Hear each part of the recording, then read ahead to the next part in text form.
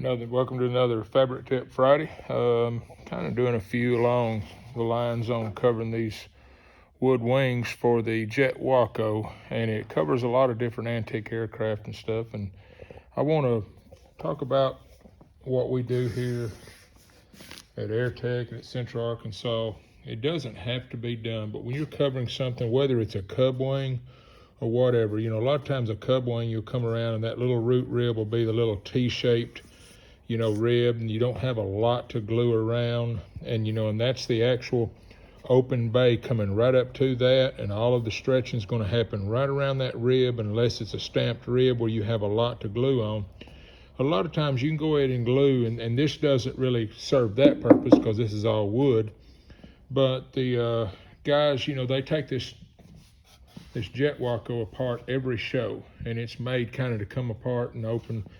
And before, they just had it overlapped. The fabric come up and overlapped, the fabric come up and overlapped, and it had primer and it had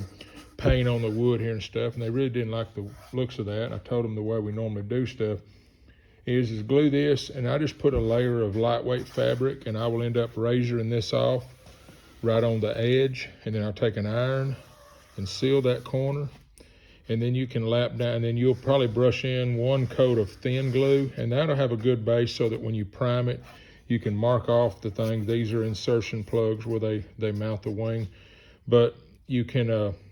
prime it at that point and paint it or whatever. But on an open rib like a Cub or a Citabria or a Champ or whatever,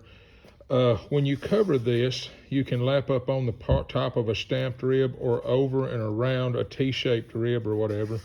And you have to be careful shrinking if it's a lightweight rib or something, but you can lightly shrink that and then brush in one or two layers of thin glue. And what that does is when you're coming across an open bay and you've got to wrap around something,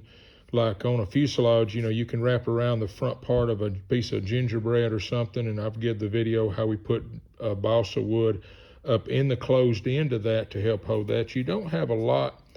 on an open rib. Let's just say this is the root rib, and you're coming up and you're trying to tuck it around and glue it in there, and that's all the glue joints you have on all of the pull or the stretching that you have.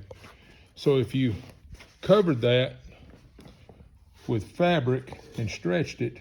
now that gives you a flat area basically